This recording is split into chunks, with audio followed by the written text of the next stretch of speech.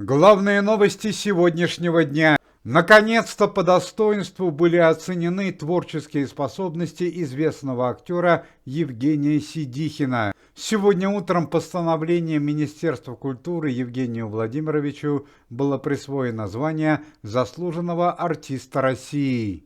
Евгений Сидихин не только замечательный актер, но и активный сотрудник комитета. Евгений Владимирович – один из немногих российских артистов, который служил в армии и принимал активное участие в действиях в Афганистане.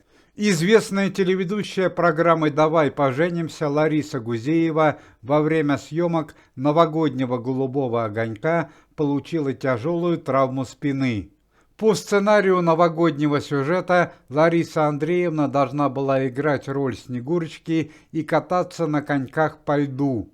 Во время одной из репетиций и произошло печальное событие. Лариса Гузеева упала на льду. Теперь режиссеры вынуждены заменить Ларису Андреевну на другую актрису. Несколько дней назад в Москве злоумышленники угнали у известного певца Владимира Преснякова одну из самых дорогих машин в мире – гиперкар Астон Мартин Валкурия. Стоимость данного автомобиля составляет 252 миллиона рублей. Владимир Пресняков купил автомобиль в подарок своему сыну Никите.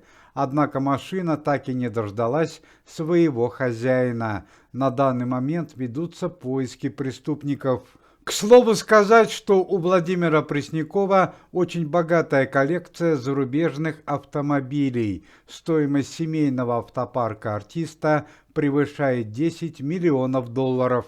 Сегодня большой праздник у известного актера Георгия Куценко. Артист целый день принимает поздравления от близких и друзей. У Гоши Куценко родилась дочь, уже 4-я по счету. Георгий Куценко находится в браке уже 15 лет. Дочь артиста назвали Алисой. Большое несчастье произошло в жизни известного российского певца, лидера музыкальной группы Любэ Николая Расторгуева. Несколько дней назад во время зимнего отдыха в Алтайском крае трагически погиб старший сын Николая Расторгуева Павел Расторгуев. Точная причина трагедии пока неизвестна. Семья Павла и Николая Расторгуев уже выехали к месту происшествия.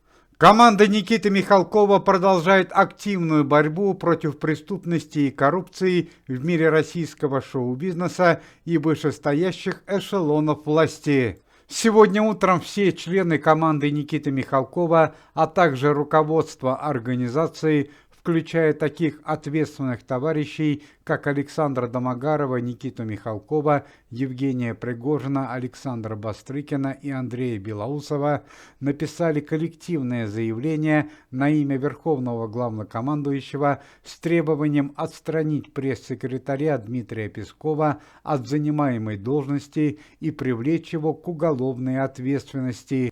На личный прием по этому вопросу к Верховному Главнокомандующему, помимо руководства организацией, направились такие известные артисты, члены комитета, как Максим Дрозд, Юрий Антонов, Федор Добронравов, Егор Бероев, Алиса Фрейндлих, Яна Поплавская и многие другие.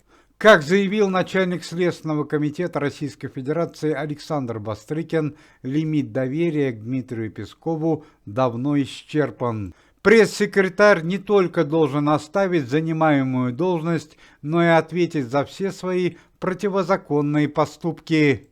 На данный момент сотрудники комитета находятся на приеме у Верховного Главнокомандующего. Стоит отметить, что только за последние месяцы вся семья пресс-секретаря была замешана в различных криминальных происшествиях с печальными последствиями. Как сообщает Никита Сергеевич Михалков, если Верховный примет заявление антикоррупционного комитета, то пресс-секретарь и его семья немедленно направятся в следственный изолятор города Москвы. «У нас для этого есть все доказательства и основания», заявляет товарищ Михалков. Скандально известный блогер Анастасия Ивлеева стала дальней родственницей известного актера, руководителя комитета Никиты Сергеевича Михалкова. Несколько дней назад Анастасия Ивлеева вышла замуж за внучатого племянника Никиты Михалкова Филиппа Бегака. Филипп Бегак – это внук советского писателя Юлиана Семенова и правнук детской писательницы Натальи Кончаловской, матери Никиты Михалкова и Андрея Кончаловского.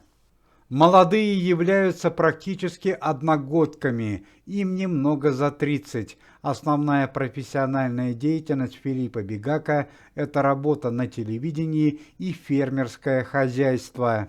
Никита Михалков, комментируя произошедшее событие, заявил, что не в восторге от выбора племянника, однако не собирается вмешиваться в семейные дела молодых. И как продолжение свадебной темы, младший сын известного певца Александра Малинина, Фрол Малинин, бросил свою невесту за сутки до свадьбы. Молодой человек неожиданно изменил решение жениться и улетел на отдых за рубеж. Положение дела усугубляется тем фактом, что невеста Фрола Малинина находится на 4-м месяце беременности. Трагическая новость поступила из мира шоу-бизнеса и культуры. Накануне ушел из жизни известный советский, российский и узбекский актер, заслуженный артист России Тулкан Талжиев, который сыграл главные роли в таких кинофильмах, как «В Багдаде все спокойно» и «Кодекс молчания». Тулкану Талжиеву было 87 лет. Свою творческую кинокарьеру он начал еще в 50-е годы прошлого столетия. У известной советской и российской актрисы Галины Польских обнаружили неизлечимое заболевание – пневмофиброз легких. На данный момент состояние здоровья актрисы тяжелое, она находится в Боткинской больнице. Лечащие врачи предполагают, что опасное заболевание появилось у актрисы после перенесенной пневмонии.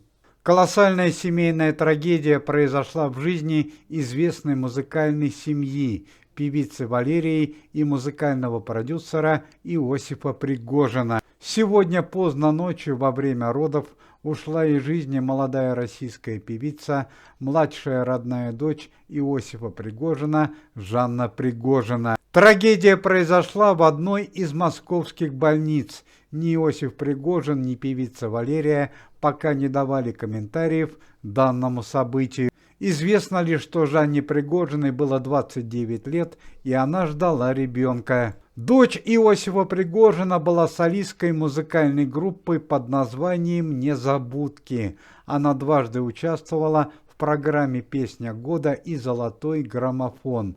Записала 7 сольных альбомов. Отметим, что это уже не первая трагедия в жизни музыкального продюсера Иосифа Пригожина. 1,5 года назад при трагических обстоятельствах также погибла его старшая дочь. Сегодня день памяти известного советского и российского певца Мурата Насырова, который трагически ушел из жизни в 2007 году. Мурату Насырову могло бы исполниться 55 лет. Уважаемые зрители, если вы желаете выздоровления сотрудникам комитета и поддерживаете их деятельность, то можете поставить лайк под видео и написать поддерживающий комментарий.